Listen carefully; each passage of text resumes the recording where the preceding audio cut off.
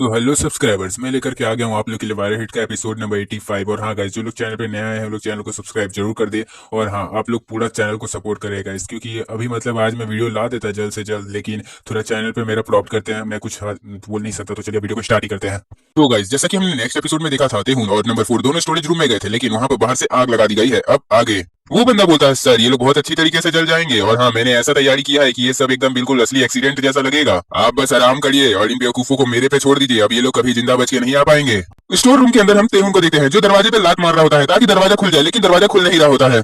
तेहुन बोल रहा होता है, मैं नहीं जानता कि तुम कौन हो, लेकिन इतना याद रखना तुमने गलत आदमी से पंगा ले लिया है। तेहुन बोल रहा होता है, मैंने इतनी बार लात मारी है लेकिन ये दरवाजा खुल नहीं रहा है। मेरे ख्याल से उन्होंने दरवाजे पे 2-3 बार ताला मार दिया है ताकि दरवाजा खुले ना, और मैं यहाँ पर इतना आग जो लगा हुआ है इसके धुएं के कारण मैं सही से सांस नहीं ले पा रहा हूँ, जिससे मैं जल्दी यहाँ से निकल भी नहीं पाऊंगा। उतने में नंबर 4 तेहुन के मुंह पे एक कपड़ा रख देता है, बोलता है इसे अपने मुंह पे रखो। नंबर 4 बोलता है, धीरे धीरे सांस लेने की कोशिश करो, ज्यादा हवा टानोगे इस धुएं का तो तुम बेहोश होने लगोगे। अगर हम लोग यहाँ पर बेहोश हो गए तो हम लोग को मरने से फिर कोई नहीं बचा पाएगा, हम लोग यहाँ पर जल जाएंगे। हम लोग को कुछ ना तो कुछ करना होगा, लेकिन तुम अपना सर को नीचे रखना, समझ गए ना। तेहुन बोलता है, हमें नहीं लगता कि हम यहाँ से निकल पाएंगे, और यहाँ पर तुम भी तो जल रहे हो मेरे साथ, मेरे को लगता है तुम्हें इस आग से बचने के बारे में कुछ तो आइडिया होगा ही। नंबर 4 बोलता है, मेरे पास कोई भी आइडिया नहीं है, मैं बस इमरजेंसी को फोन लगा रहा हूँ ताकि हमें कोई यहाँ पर बचाने के लिए आ सके। तब तक के लिए हमें यहीं पर ऐसे ही रहना होगा। तेहुन बोलता है, तुम्हें लगता है कि हम लोग यहाँ पर ऐसे रह पाएंगे? नंबर 4 ये सुनकर के बोलता है, तुम्हें पता है ना कि दरवाजे भी बंद है और जो खिड़कियां हैं उस पर भी कुछ ना कुछ लगा हुआ है। अगर हम लोग यहाँ पर दरवाजे को तोड़ के बाहर निकलने का भी कोशिश करेंगे तो हम लोग जल्दी हाफ जाएंगे, और हो सकता है हम लोग बेहोश भी हो जाए, तो हम लोग के पास इसके अलावा और कोई रास्ता नहीं है। हम देखते हैं कि नंबर 4 के मोबाइल पे नेटवर्क भी सही से नहीं चल रहा होता है। नंबर 4 बोलता है, जा तेरी का, अब हम लोग और भी ज्यादा बड़े मुसीबत में फंस चुके हैं। उतने में नंबर 4 के फेस में कोई पानी मारता है। नंबर 4 बोलता है, आखिरकार अब ये सब क्या चल रहा है? नंबर 4 बोलता है, आखिरकार ये सब क्या हो रहा है? क्या ये कोई जादू है? यहाँ पर पानी कैसे आ रहा है? तो तेहुन बोलता है, ये कोई जादू वादू नहीं है पगले, खिड़की से पानी आ रहा है, ध्यान से देख। फिर तेहुन सुनता है कि बाहर से कोई उसका नाम ले रहा होता है। हम देखते हैं कि बाहर में मॉम्स होती हैं, वो बोल रही होती है, तेहुन क्या तुम अंदर हो? वो बोलती है कि तुम बस हिम्मत रखो, मैंने पहले से ही 119 में फोन कर दिया है, वो लोग आते ही होंगे। हम देखते हैं कि मॉम बार बार पानी फेंक रही होती है, और तेहुन ये सब देख करके एकदम से सुन पड़ा हुआ होता है। मॉम्स बोलते हैं कि मैं जो पानी फेंक रही हूँ उससे अपने कपड़े को एकदम गीला कर लो, और जब तक कोई हेल्प करने के लिए नहीं आ जाता है तब तक तुम लोग ऐसे ही उसको गीला करके बैठे रहो, वरना कुछ ना तो कुछ हो जाएगा। अगर तुम लोग जिंदा हो तो प्लीज मुझे आंसर दो। तेहुन बोलता है, हाँ मैं अभी जिंदा हूँ, लेकिन मेरे को सांस लेने में थोड़ा तकलीफ हो रहा है। उतने में ही मॉम की बाल्टी खाली हो जाती है। वो बोलती है, तुम लोग बस ऐसे ही शांत से बैठे रहो, मेरा पानी खत्म हो गया, मैं और पानी लेकर के आती हूँ, बस तुम लोग ऐसे ही रहो। नंबर 4 ये सब देख करके बोल रहा होता है, तेहुन जिस फैमिली में तुम गए थे ये क्या सच में उस फैमिली की मॉम है? ये कुछ ज्यादा ही हम लोग की अच्छे तरीके से मदद कर रही है, मुझे बहुत सही लग रहा है इनको देख करके। तेहुन बोल रहा होता है, हम लोग इमरजेंसी का इंतजार नहीं कर सकते हैं, क्योंकि वो जब तक आएगी तब तक हम लोग पूरे तरीके से जल जाएंगे। हम लोग को यहाँ से निकलने के लिए कुछ ना कुछ तो करना होगा। ये सुनकर के नंबर 4 बोलता है, हम लोग कुछ नहीं कर सकते हैं, दरवाजे एकदम तरीके से बंद है। तेहुन बोलता है, दरवाजा बंद हो सकता है लेकिन वो दीवारें नहीं, हमें दीवारों को तोड़ देना चाहिए। नंबर 4 बोलता है, क्या तुम बेवकूफ हो गए हो? तुम बोल रहे हो हम लोग दीवारों को तोड़ेंगे, लेकिन अगर हम लोग इस सिचुएशन को देखें तो मेरे ख्याल से तेहुन तुम्हारा आइडिया बहुत सही है। ये जो घर है ये लकड़ी से बना है, हम लोग शायद इसको आराम से तोड़ सकते हैं। नंबर 4 बोलता है, लेकिन क्या वो औरत हम लोग के लिए पानी ला पाएगी? क्योंकि हम लोग को अभी पानी की बहुत ज्यादा जरूरत है। अगर हम लोग अपने कपड़ों को गीला नहीं रखेंगे तो आग हम लोग के शरीर में लग जाएगी। वैसे क्या वो औरत अपनी जान हम लोग के लिए खतरे में क्यों डालेगी भला? वैसे भी वो जो कर रही है उसमें बहुत ज्यादा रिस्क है, क्योंकि वो हमारे ही आसपास दौड़ रही है, और जितना वो हमारे आसपास दौड़ रही है, अगर ये बिल्डिंग का कोई भी सामान उसके ऊपर गिर गया तो बहुत बड़ी मुसीबत में वो फंस जाएगी। मॉम पानी भरते हुए बोल रही होती है, मैं इधर आई क्योंकि मुझे उन लोग की बहुत ज्यादा फिक्र हो रही है, लेकिन अक्सर में यहाँ पर ये सब क्या चल रहा है? मैं जानती हूँ कि मैं ज्यादा देर तक इस आग को नहीं रोक सकती हूँ, लेकिन हाँ मैं तब तक तो हेल्प कर ही सकती हूँ जब तक इमरजेंसी सर्विस नहीं आ जाती है। अब चाहे कुछ भी हो जाए मैं ये काम कर सकती हूँ, मैं उन लोगों को बचा सकती हूँ। अब मैटर नहीं करता कि मुझे कुछ भी हो जाए, मैं बस ये सब काम कर सकती हूँ। फिर वो अपने पास की बातों को सोच रही होती कि वो जब छोटी थी तब उसको जानवरों को देखना बहुत ज्यादा पसंद था, जानवरों के बच्चे, उनकी माँ, उन लोगों का प्यार, ये सब देखना उसको बहुत अच्छा लगता था। और ऐसा बिल्कुल नहीं था कि जानवर क्यूट लगते हैं इसलिए वो उन लोगों को पसंद करती थी। उसे ये सब इसलिए पसंद था क्योंकि जानवर अपने बच्चों को बचाने के लिए अपनी जान तक देने के लिए तैयार हो जाते हैं, इसलिए उसे एनिमल्स बहुत ज्यादा पसंद थे। क्योंकि उसे जैसे माँ का प्यार चाहिए था, उसने आज तक कभी भी अपनी माँ का प्यार नहीं पाया था। उसकी माँ खाली उसे टॉर्चर करती रहती थी, मारती रहती थी, पीटती रहती थी, बस यही करती रहती थी, उससे बिल्कुल भी प्यार नहीं करती थी। वो बस यही सोचती थी कि मेरे पिताजी के जाने के बाद मेरे साथ इतना बुरा हाल होता है, ये वो कभी भी अपने पिताजी को बता भी नहीं पाती थी और वो कुछ कर भी नहीं पाती थी। और इसका सबसे बड़ा रीजन ये भी था क्योंकि उसकी अपनी असली माँ तो मर चुकी थी और उसके डैड ने दूसरी शादी की थी, तो वो जो माँ उसको मारती थी वो उसकी सौतेली माँ थी। उसे उनकी दूसरी माँ का आने के बाद ऐसा लगा था कि हाँ शायद अब सब कुछ ठीक होने वाला है, उसकी जिंदगी में भी माँ का प्यार अब उसे मिलेगा, वो ऐसा सोचती थी। लेकिन ऐसा बिल्कुल भी नहीं था, उसका उल्टा ही हुआ। आखिरकार उसकी सौतेली माँ उसे बहुत ज्यादा ही टॉर्चर करती थी और वो ये सब देख करके सोचती थी कि वो कभी ना तो कभी इससे लड़ने का कोशिश करेगी या फिर अपने पिताजी को बताने का कोशिश करेगी। वो सोचती थी कि काश कोई उसका भी सपोर्ट करे ताकि वो भी थोड़ा खुश रह सके, लेकिन नहीं, उसकी माँ कभी प्यार ही नहीं करेगी। उसे उसकी माँ ने इतने ज्यादा चोट पहुंचाए थे कि उसके पूरे शरीर में दाग हो गया था। वो सोचती थी कि वो ऐसी बेकार सी और ऐसी गंदी और घटिया जिंदगी क्यों जी रही है। वो सोचती थी आखिरकार मैं ही क्यों जो ऐसी घटिया जिंदगी जी रही हूँ। तो वो सोच लेती है कि अब वो जाकर के अपने डैड को सब कुछ बता देगी और सामने जाकर के उन्हें बोलती है कि उनकी मॉम उसे कितना ज्यादा टॉर्चर करती है। लेकिन इतना देरी से बताने के बाद कोई भी फायदा नहीं होने वाला था, ये तो वो भी जानती थी। क्योंकि अब उसके डैड भी उसको पसंद नहीं कर रहे थे, उसके डैड भी अब उसको इग्नोर कर रहे थे। उसकी इतने बातों को सुनने के बाद भी वो सोच रही होती है आखिरकार अब उसकी जिंदगी में कुछ भी बदलने नहीं वाला है, वो पूरी जिंदगी ऐसे ही मार पिटाई खाते हुए जिएगी। उसके बाद उसने एक दिन सोचा कि वो घर छोड़ करके भाग जाएगी। उसके बाद वो देखती है कि एक बिल्ली अपने दोनों बच्चों को बचाने के लिए उसके सामने घुरा रही होती है। वो बोल रही होती है तुम्ही दोनों का अच्छा है कि तुम्हारी माँ तुम लोग को बचाने के लिए इतना कर रही है। तो उन बिल्ली के बच्चों को बोलती है तुम लोग को बहुत अच्छी माँ मिली है, मेरे पास तो ऐसा कुछ है ही नहीं कि मैं अपनी जिंदगी में इसका एंजॉयमेंट ले सकूं। उसके बाद हम देखते हैं उसके घर में वही रनवे फैमिली के पापा आ जाते हैं और वो बोल रहे होते हैं उसके मम्मी पापा से कि आज से ये मेरे रनवे फैमिली की मॉम बनेगी, अगर तुम लोग को कोई ऑब्जेक्शन है तो मुझे बता दो। उस दिन के बाद से वो उस रनवे फैमिली की मॉम बन जाती है और उधर ही खाना वाना बनाती है, उन बच्चों को बहुत प्यार करती है। वो सोच लेती है कि अब से वो उन बच्चों को वो सब देगी जो उसको जिंदगी में आज तक नहीं मिला। वो सोचती है कि वो अब से अपना हमेशा अच्छा देगी और वो उन बच्चों से पूछती है क्या तुम लोग मुझे अपनी माँ पा करके खुश तो हो ना।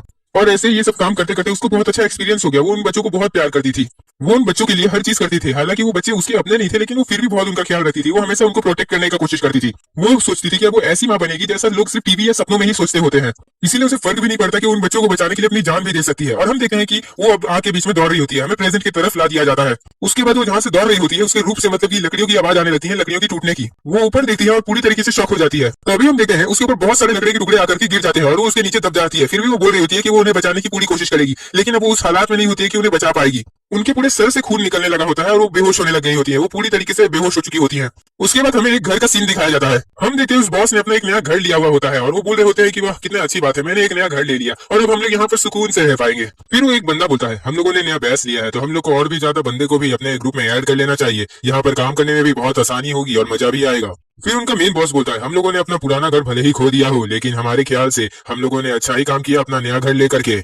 अब हम लोग शायद अपने बिजनेस को और भी ज्यादा बढ़ा सकते हैं। वैसे मेरे को पूछना था क्या तुम ये खाओगे, अगर तुम ये खाओगे तो बहुत अच्छा रहेगा क्योंकि तुम दिन पे दिन बहुत ज्यादा ही कमजोर होते जा रहे हो। फिर हम देखते हैं मेन बॉस बात कर रहे होते हैं फोन पे एक बंदे से। वो बोल रहे होते हैं क्या तुमने सारे सामान को सही जगह पे पहुंचा दिया है ना और उस जगह पे सब चीज को साफ सुथरा कर दिया है ना। तो वो बंदा बोलता है हाँ वो लोग एकदम से जल जाएंगे और वहां पर कोई सबूत भी नहीं बचेगा, एकदम साफ सुथरा होगा वो बंदा बोलता है मेरे ख्याल से हम लोगों ने उसे बहुत ज्यादा ही आसान मौत दे दी है। और इस साइड हम देखते हैं उस फैक्ट्री के पास में फायर ब्रिगेड आ जाती है। फायर ब्रिगेड वाले बोल रहे होते हैं हम लोग जल्दी नहीं आ पाए जिसके कारण ये पूरा तरीके से जल गया, फिर भी हम लोगों ने थोड़ा मोड़ा आग तो बुझा ही दिया है। एक फायर ब्रिगेड का मेंबर दौड़ते हुए आ रहा होता है और बोल रहा होता है मैंने वहां पर सब कुछ सर्च मार लिया लेकिन वहां पर हमें कुछ भी नहीं मिला। हम लोग बहुत ज्यादा ही लकी हैं कि यहाँ पर एक भी बंदा नहीं था जो इस आग के चपेट में आया हो, कोई भी यहाँ पर नहीं है, हम लोगों ने बहुत अच्छे से खोजा है। उसके बाद हम देहुन को देखते हैं जो चल रहा होता है, उसने किसी को उठाया हुआ होता है। हम देखते थे उन मॉम्स को उठा करके चल रहा होता है। हम जैसा उन लोगों ने सोचा था कि वो लोग दीवार को तोड़ के निकलेंगे, वो लोग निकल गए आखिरकार। नंबर 4 बोलता है मेरे को तो लगा था कि ये आंटी मरने ही वाली है, इतना जो मेहनत कर रही थी, लेकिन मैं बहुत ज्यादा ही गलत था क्योंकि इन्होंने हम लोग को जान बचाने के लिए अपने आप को बहुत ज्यादा ही रिस्क में डाला है। तो तेहुन अब बताओ अब हमें आगे क्या करना है। तेहुन बोलता है क्या कहा आगे क्या करना है। फिर तेहुन पास की चीजें सोचने लगता है कि उसका जो दोस्त था उसको भी बहुत बंदों ने घेर के रखा हुआ था और उन बंदों ने उसके दोस्त को इतना मारा था कि उसका सर फट चुका था और वो पूरी तरीके से मर गया था। तेहुन उसको बचाने के लिए हॉस्पिटल में लेकर के दौड़ा था बहुत तेजी से, लेकिन तेहुन उसे नहीं बचा पाया था। उसके बाद तेहुन ये सब सोचते हुए बोल रहा होता है इन सब के लिए मैं उन लोगों को माफ तो बिल्कुल भी नहीं करूंगा, सबको मार दूंगा। बाद वो फायर ब्रिगेड वाले ऑफिसर्स बैठ करके बोल रहे होते हैं अच्छा है कि कोई नहीं है वहां पर, लेकिन दूसरा वाला बंदा बोलता है मेरे ख्याल से कहीं हम लोगों ने किसी को वहां पर मिस तो नहीं ना कर दिया, अगर वहां पर कोई होगा तो क्या होगा फिर। उसके बाद हम एक ऑफिसर को देखते हैं जो बोल रहा होता है वॉकी टॉकी में कि सब कुछ यहाँ पर कंट्रोल में है, यहाँ पर कोई भी हम लोग को कैजुअलिटी नहीं मिला, कोई भी बंदा डेंजर में नहीं है। तभी वॉकी टॉकी में एक बंदा बोलता है कैप्टन यहाँ पर कुछ है। वो बंदा बोलता है कि वहाँ पर एक सर्वाइवर पड़ा हुआ है और हम वहाँ पर मॉम्स को देखते हैं। वो बंदा वॉकी टॉकी में बोलता है एक लड़की यहाँ पर पड़ी हुई है, मेरे ख्याल से वो कोई स्टूडेंट होगी स्कूल की, वो अभी यहाँ पर एकदम सेफली लग रही है। नंबर 4 बोलता है आखिरकार उन लोगों ने उन्हें ढूंढ ही लिया। ये सुनकर के तेहुन बोलता है हाँ उन लोगों ने उन्हें ढूंढ लिया है। नंबर 4 बोलता है तो अब हम लोग का आगे का क्या प्लान है। तेहुन बोलता है अब हम लोग को सबसे पहले यहाँ से निकलना होगा, अगर हम लोग को उन लोगों ने देख लिया तो हम लोग फिर आगे नहीं बढ़ पाएंगे। नंबर 4 बोल रहा होता है कि हम लोग को अभी वहाँ पर इन्वेस्टिगेशन के बारे में देखना पड़ेगा क्या अभी। और ये सुनकर के तेहुन बोलता है अपना मुंह अभी बंद रखो, मुझे सुनने दो वो लोग क्या बात कर रहे हैं। हम देखते हैं वहाँ पर फायर ब्रिगेड वाले लोग आकर के मॉम्स को घेर लेते हैं और वो लोग चेक करने लगते हैं कि इनको कहीं ज्यादा चोट तो नहीं ना लगी है। एक बंदा बोलता है हाँ इनके सर पे बहुत ज्यादा चोट लगी है लेकिन इनको ज्यादा और कहीं चोट नहीं लगी है और ये सांस भी ले रही हैं, मेरे ख्याल से ये जल्द से जल्द ही उठ जाएंगी। तेहुन ये सब देख करके बोल रहा होता है आखिरकार ये फायर ब्रिगेड्स के स्टूडेंट्स यहाँ पर कर क्या रहे हैं, उन्हें तो इनको इमरजेंसी रूम में लेके जाना चाहिए, ये सब बेवकूफ लोग अपना काम सही से नहीं करते हैं। नंबर 4 बोलता है ये सब तुम उस औरत के लिए बोल रहे हो, तब एक काम करते हैं हम लोग जाकर के उन बच्चों को अच्छे से पीट पाट करके बोलते हैं कि जाकर के इन्हें इमरजेंसी रूम में ले जाओ। तेहुन उसकी बातों को नजरअंदाज करते हुए आगे बढ़ने लगता है। तो नंबर 4 बोलता है क्या तुम मेरे को इग्नोर कर रहे हो। तेहुन बोलता है नहीं नहीं, लेकिन हाँ मुझे पता है कि उन लोगों का हाइड आउट कहाँ पर है अब। मुझे तुमसे एक बात पूछनी थी, क्या तुम्हें ड्राइविंग आती है। उसके बाद हम हॉबिन के घर को देखते हैं। तेहुन हॉबिन से बोलता है जा करके अभी के अभी इमरजेंसी रूम में जाओ, जल्दी जाओ वहाँ पे, उठो खाली सोते रहते हो तुम। हॉबिन बोलता है क्या कहा तुमने इमरजेंसी रूम, लेकिन तुम्हें पता है अभी क्या टाइम हो रहा है। तेहुन बोलता है वहाँ पर एक औरत गई है जिसे बहुत ज्यादा ही चोट लगा है। तेहुन बोलता है तो आप ज्यादा सोना बंद करो और जल्द से जल्द वहाँ पर जाओ और देखो वो सेफ है कि नहीं, उनको क्या हुआ है क्या नहीं सब देखो। उनका नाम ली सोन रियोन है और जाकर के हॉस्पिटल में खोजना कि वो है कि नहीं इमरजेंसी रूम में, ठीक है। तो जाकर के उनके बारे में पता करके मुझे बताना, ठीक है हॉबिन। हॉबिन बोलता है क्या कहा तुमने, अपने करीब के इमरजेंसी रूम में मैं जाऊं ये तुम बोल रहे हो। तेहुन बोलता है नहीं, मैंने तुम्हारे मोबाइल में लोकेशन सेंड किया है, जाओ वहां पर। और उसके बाद तेहुन कॉल काट देता है। हॉबिन बोलता है हेलो हेलो, अरे तुम बोल कुछ नहीं रहे हो, कॉल काट दिया। नंबर 4 बोलता है तो तुमने किसी को भेज दिया उनको देखभाल करने के लिए, तुम सच में उनकी बहुत ज्यादा चिंता करते हो, वैसे तुम बहुत ज्यादा खतरनाक हो। तो तुम्हारे जो फादर हैं वो एक ताइक्वांडो के कोच हैं और तुम इतना कुछ उन्हीं से सीखे हो। खैर तुम मेरे तरह अनलकी तो नहीं हो, तुम्हारे पास एक अच्छे फादर हैं। तेहुन बोलता है तुम अपने मुंह को बंद करो और शांति से गाड़ी चलाओ, मेरे और मेरे फादर के बीच में उतना ज्यादा कोई कनेक्शन खास नहीं है, मैं उन्हें बिल्कुल भी अपना आइडियल नहीं मानता हूँ। नंबर 4 बोलता है मेरे ख्याल से तब तो तुम सच ही बोल रहे होगे, क्योंकि तुम्हारा जो एटीट्यूड है यही देख करके मुझे लग रहा है। हॉबिन सोच रहा होता है आखिरकार उसने मुझे ये सब काम क्यों दिया, मतलब वहां पर कुछ ज्यादा बड़ा एक्सीडेंट हुआ है इसीलिए उसने ये सब काम मुझे दिया है, खैर मुझे जाना चाहिए। उसके बाद हॉबिन फिर से तेहुन को कॉल करने लगता है। हॉबिन बोलता है मुझे सब कुछ बताओ कि वहां पर क्या क्या हुआ है और तुम ऐसा क्यों कर रहे हो, ये सब क्या चल रहा है, मुझे कुछ बताओगे। उसके बाद हॉबिन शॉक रह जाता है, वो बोलता है अब तुम कौन हो। हॉबिन फिर बोलता है तुम लोग ये सब क्या करने जाने का सोच रहे हो। उसके बाद हम लोग को हेडक्वार्टर दिखाया जाता है। एक बंदा दरवाजा खोलते हुए बोलता है अब डिनर टाइम हो चुका है, तो क्या तुम लोगों ने खाना बना लिया है। फिर जो बंदा खाना बना रहा होता है वो बोलता है कितना ज्यादा सर दर्द है उन बच्चों को खाना खिलाना, उन लोगों को बोल देना चाहिए कि वो लोग खुद से ही आके खाना बना ले, मैं नहीं बनाना चाहता उन बच्चों के लिए ऐसे खाना। तीसरा बंदा बोलता है हम लोग कुछ भी नहीं कर सकते हैं, ये सब चीज को बॉस ने ऑर्डर दिया है और हम लोग को बॉस का ऑर्डर मानना ही पड़ेगा, वरना हम लोग बहुत बड़ी मुसीबत में फंस जाएंगे। उसके बाद वो खाना बनाने वाला बंदा बोलता है कोई फर्क नहीं पड़ता कि हम लोग उन बच्चों को कुछ भी खिलाए, कीड़ा मकोड़ा कैसा भी। और वो बंदा उस खाने में अपने सिगरेट का धूल को डालने लगता है। वो बोलता है हम लोग उस बॉस की बात को भले ही मानेंगे लेकिन मेरा तो बिल्कुल सच में मन नहीं है। सिगरेट पीते हुए एक बंदा बोलता है हम लोग एक नया बिजनेस स्टार्ट करने वाले हैं। ये सुनकर के दूसरे बंदे बोलते हैं क्या कहा, एक नया बिजनेस। देखो सब बात है जैसा है कि सब बच्चे भाग गए थे जो हम लोगों ने अगले बार जितने बच्चों को पकड़ा था, और वो सबके कारण हम लोग को अपना बेस से भी भागना पड़ा है, लेकिन इसका मतलब ये नहीं है कि हमें और भी ज्यादा मेहनत करना होगा, क्योंकि बच्चे तो हमारे पास अब है नहीं और जितने हैं उनका पार्ट्स पता नहीं अच्छा है कि नहीं, तो हम लोग को अपने आप को और भी ज्यादा सही बनाना पड़ेगा, इसीलिए बॉस इन बच्चों को अच्छे से खिला रहे हैं। और अभी जितना भी कुछ चेंज हुआ है हमें तो उसके लिए बॉस को थैंक्स बोलना चाहिए। वो हमेशा से दूसरे ऑर्गेनाइजेशंस को हमारे ऊपर हमला करने से रोकते रखते हैं और हम लोग को सेफ रखते हैं। कुछ दिन बाद देखना हम लोग वापस से अपने बिजनेस में सबसे ज्यादा टॉप पे चले जाएंगे, क्योंकि अभी हम लोग कुछ दिन बाद ही डील करेंगे नए नए आदमी लोग से, जिससे हम लोगों को और भी ज्यादा मुनाफा होगा। जैसे बहुत सारे लोग हैं जिनके पास बहुत सारी चीजों की कमी है और हम लोग उन्हीं लोगों को टारगेट करते हैं और उन लोग को इन बच्चों के चीजों को निकाल के बेच देते हैं। बाद बाकी तो ये बच्चे तब तक हमारे पास ही रहेंगे जब तक वो लोग कस्टमर के पास नहीं चले जाते, तब तक हम इन बच्चों के साथ कुछ भी कर सकते हैं। फिर हमें एक बयान दिखाया जाता है जहाँ से आवाज आ रही होती है, क्या ये जगह वही है। नंबर 4 बोलता है मैं तो इस ट्रक में एकदम से बोर हो गया था, मुझे तो ड्राइविंग करने का भी मन नहीं कर रहा था, वैसे अभी टाइम क्या हो रहा है, हम लोग कितना टाइम से ये सब काम में लगे पड़े हैं। नंबर 4 बोलता है तेहुन मैं तो अभी भी ये सोच रहा हूँ कि तुम्हें इतना एग्जैक्ट लोकेशन कैसे पता चला इन लोग के हाइड आउट का, मैं तो अभी भी नहीं समझ पा रहा कि तुम्हें तो बस छोटा सा क्लू मिला था और तुम पूरे घर तक ही लेकर के आ गए हो। तेहुन बोलता है तो ये सब चीजों के चक्कर में हम लोगों ने आखिरकार ढूंढ तो लिया ही है ना। तेहुन बोलता है अगर मॉम नहीं होती तो हम लोग इतनी जल्दी यहाँ पर नहीं पहुंच पाते। उसके बाद हमें पास्ट की चीजों को दिखाया जाता है जहाँ पर तेहुन मॉम को उठा करके चल रहा होता है और फिर मॉम बोलती है तेहुन, वो बोलती है जो ट्रक आया था उन बच्चों को ले जाने के लिए, वो लोग आपस में कुछ बात कर रहे थे। जब वो लोग उन बच्चों को ले जा रहे थे तो एक लड़की बार बार मुझे ही देख रही थी और वो लोग बात कर रहे थे कि पुलिस यहाँ पर जल्द से जल्द आ जाएगी, हम लोग को सारे बच्चियों को अपने जगह पे वापस लेके जल्दी से जल्दी जाना होगा। पहले वो बंदा कॉल पे बोल रहा था कि वो उन बच्चों को वेयर हाउस में लेकर के चला जाएगा, लेकिन उसके बाद उसने बाद में उस कॉल पे बोला कि आप कहाँ पर उन बच्चों को भेजना चाहते हैं। वो बंदा बोला इंचियन हर्बर में जो नया बिल्डिंग है उधर में इन बच्चों को लेकर के आना है। ठीक है बॉस, मैं वहां पर ले आकर के आपको कॉल करता हूँ। तेहुन तुम्हें इंचियन हर्बर में जाना होगा, वहीं पे वो बच्चे मिलेंगे तुम्हें। मॉम्स तेहुन को बोलती है तुम मेरी चिंता मत करो, यहाँ पर इमरजेंसी के लोग कभी भी आते ही होंगे, तो तुम जाओ अब यहाँ पर मेरी को छोड़ करके। तेहुन मॉम्स से बोलता है मैं अपनी पूरी कोशिश करूंगा कि मैं उन बच्चों को बचा सकूं। नंबर 4 बोलता है मानना पड़ेगा उस औरत ने हम लोग की बहुत ज्यादा ही मदद करी है, नहीं अगर वो नहीं होती तो हम लोग वहाँ पर जल जाते, और अगर वो नहीं होती तो हम लोगों को इस साइड आउट के बारे में जल्दी पता भी नहीं चलता। लेकिन उसके अलावा भी यहाँ एक और प्रॉब्लम है तेहुन, हम लोग यहाँ पर डायरेक्ट रश नहीं कर सके, मैं जानता हूँ तुम रशर हो। तेहुन बोलता है मुझे जाने दो, तुम्हें क्या हो गया, तुम मुझे रोक क्यों रहे हो। नंबर 4 बोलता है 2 मिनट के लिए रुको, हम लोग को कुछ प्लानिंग करके जाना होगा अंदर। तेहुन तुम्हें जरा ध्यान से देखो, इस बिल्डिंग के हर एक लेवल पे, हर एक फ्लोर पे, हर एक जगह में हर एक बंदे हैं, तो हम लोग अगर जाएंगे तो हम लोग का बहुत बुरा हाल हो जाएगा इन लोग से लड़ते लड़ते। और अगर ये लोग का ये हाइड आउट है तो पक्का है कि इस हाइड आउट के अंदर में बहुत सारे हथियार भी होंगे, तो वो लोग हथियार लेकर के आपकी बार होंगे, तो हम लोग फिर और ज्यादा बड़ी मुसीबत में फंस जाएंगे। नंबर 4 बोलता है अगर हम लोग ऐसे ही डायरेक्ट जाने का सोचेंगे तो हम लोग मारे जाएंगे। और ये सुनकर के तेहुन बोलता है तो अब तुम बताओ क्या करने का सोच रहे हो तुम, क्या हम लोग डायरेक्ट जाकर बॉस से बात करें क्या। नंबर 4 बोलता है वही तो मैं सोच रहा हूँ कि अब हमें करना क्या चाहिए, हम लोग को कोई रास्ता निकालना होगा ताकि हम लोग अंदर जा पाए। तेहुन बोलता है तो जो बॉस है वो पक्का टॉप फ्लोर पे होगा, क्यों मैंने सही कहा ना। नंबर 4 ये सुनकर के बोलता है हाँ तुमने बिल्कुल सही कहा। तेहुन बोलता है तब उसके बारे में क्या ख्याल है, और ये सुनकर के नंबर 4 बोलता है तुम ऊपर की तरफ क्यों देख रहे हो। नंबर 4 बोलता है क्या तुम सच में ये करने का सोच रहे हो, ये बहुत ज्यादा रिस्की है। उसके बाद हमें उस बिल्डिंग की सीढ़ियां दिखाई जाती हैं। कुछ बंदे स्वर्ण को उठा करके ऊपर ले जा रहे होते हैं, वो लोग बोल रहे होते हैं ये स्वर्ण कितने ज्यादा भारी है, कहीं ऐसा तो नहीं कि ये स्वर्ण इतना इंसान को खाते हैं उतना ज्यादा ही ये लोग भारी इसी कारण से हो गए हैं। एक बंदा बोलता है जाकर के पूछ क्यों नहीं लेते कि ये स्वर्ण इतने भारी क्यों है, जाकर के बॉस से पूछ लो। वैसे भी अभी बॉस के खाना खाने का वक्त हो चुका है।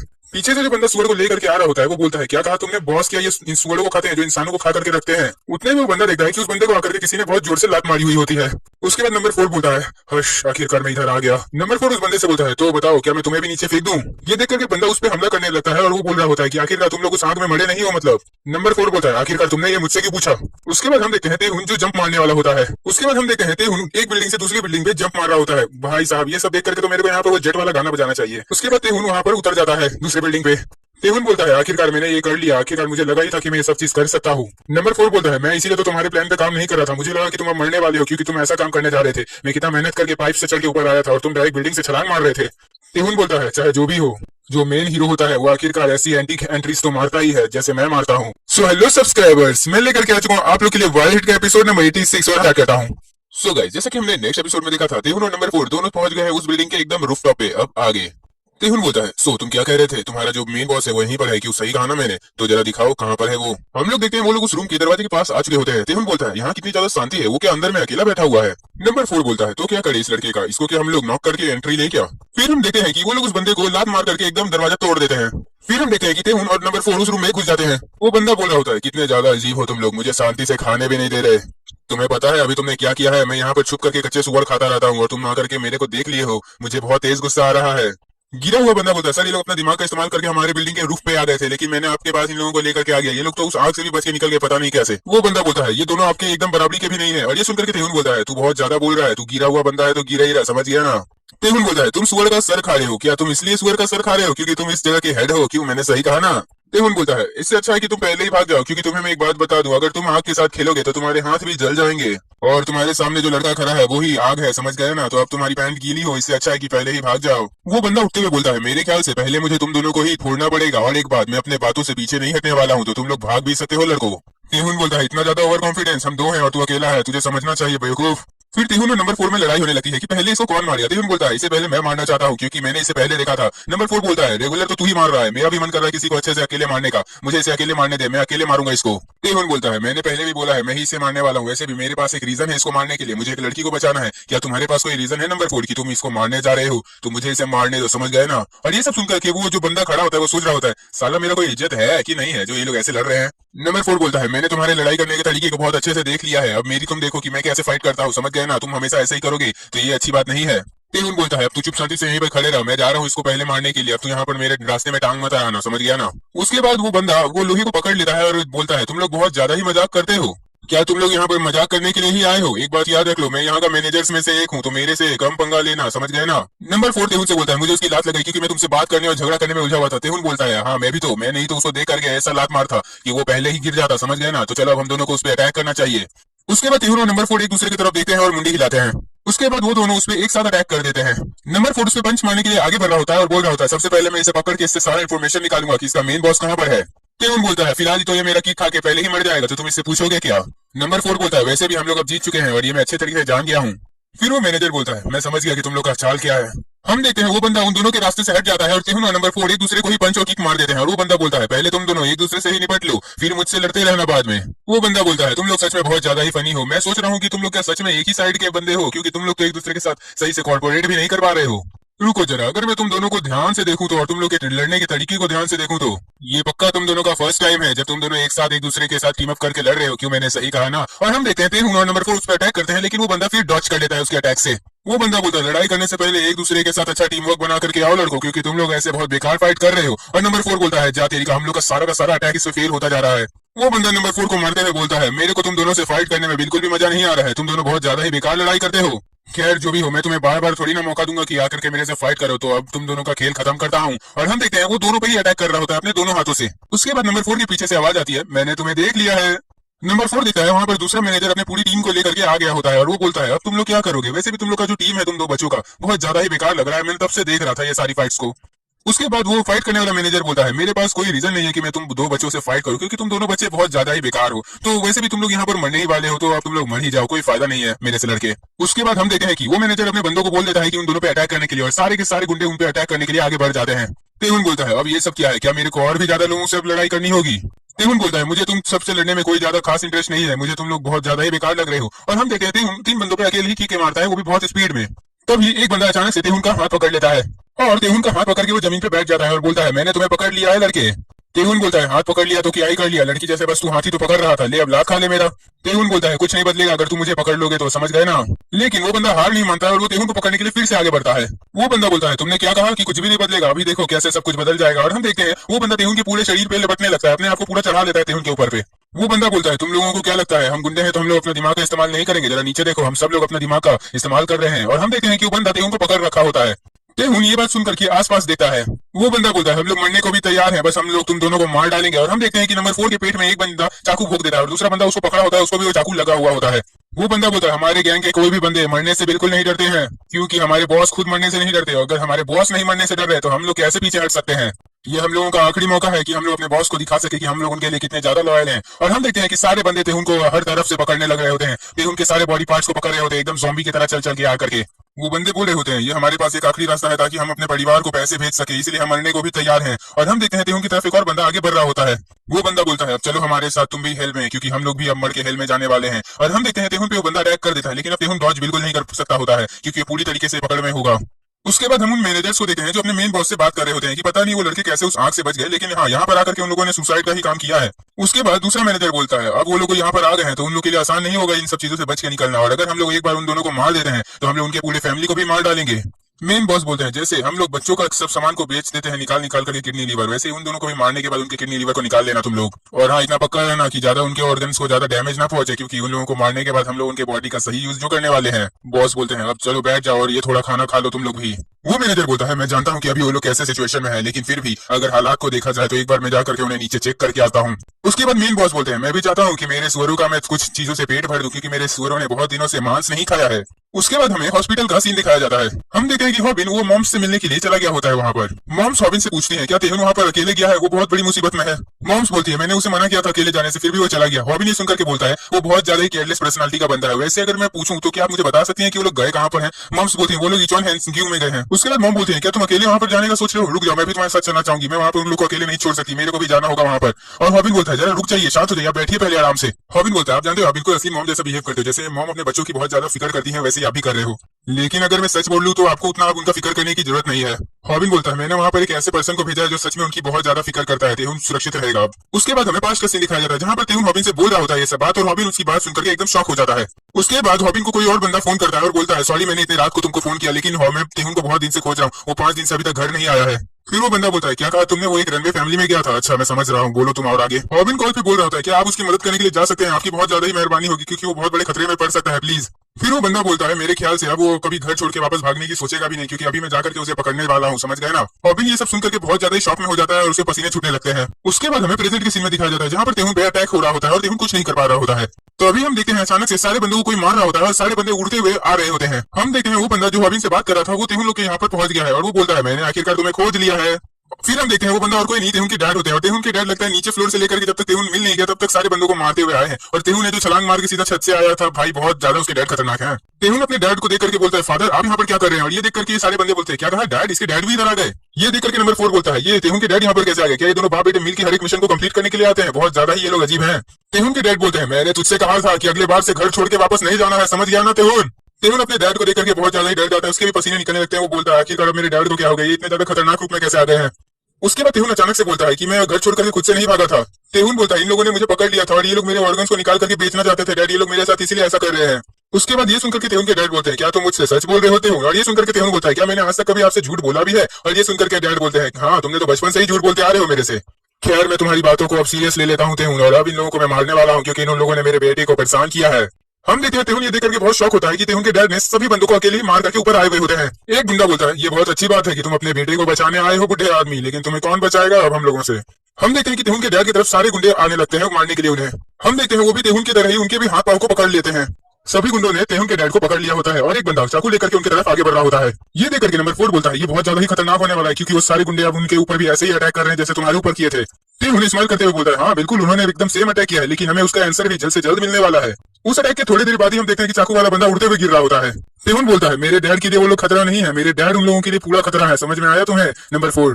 तेहुन के डैड उन गुंडों से बोल रहे होते हैं तुम कमीने लोगों की हिम्मत भी कैसे हुई मेरे कमजोर बेटे पे हाथ उठाने की। नंबर 4 ये सब सुन करके बोलता है क्या कहा, ये तेहुन को कमजोर बोल रहे हैं। भाई जब बेटा इतना ताकतवर है और बाप इतना ज्यादा ताकतवर है तो इन दोनों में कमजोरी कहाँ दिख रही है, अगर ये लोग कमजोर हैं तब तो मैं पूरा नल्ला हूँ। उसके बाद तेहुन के डैड तेहुन से बोलते हैं तो तेहुन अब हम लोग को शायद थोड़ी सी बात कर लेनी चाहिए।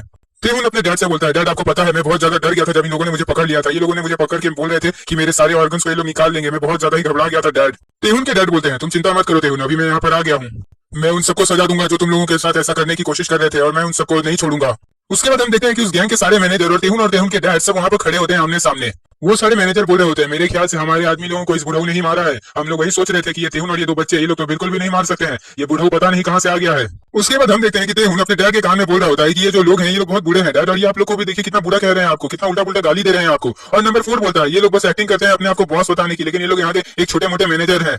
उसके बाद तेहुन के डैड बोलते हैं, तो ये लोग हैं वो बंदे जो तुम लोग को किडनैप किए थे और तुम जैसे बाकी बच्चों को, और ये लोग उनके ऑर्गन्स को निकाल करके बेच देते हैं, क्यों ऐसा करते हैं ना ये लोग। और तेहुन बोलता है हाँ डैड, ये लोग ऐसा ही करते हैं, इन लोगों ने ही मुझे पकड़ा था।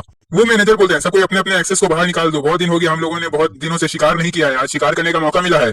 तेहुन के डैड तेहुन से बोलते हैं तुम यहाँ से चले जाओ तेहुन, कहीं जाकर के छुप जाओ, मैं अब इन लोगों से अच्छे से बात करने वाला हूँ, तुम्हारे डैड अब इन लोगों को अच्छे से समझाएंगे सब कुछ। फिर हम देखते हैं तेहुन नंबर 4 को लेकर के भागने लगता है। नंबर 4 बोल रहा होता है हम लोग को कहाँ जाना है, अब हम लोग कहाँ जा रहे हैं। नंबर 4 तेहुन से बोल रहा होता है आखिरकार तुम क्या सोच रहे हो कि तुम क्या कर रहे हो, तुम अपने डैड को वहाँ मुसीबत में अकेला छोड़ करके आ गए और अभी हम लोग को भाग रहे हैं यहाँ से।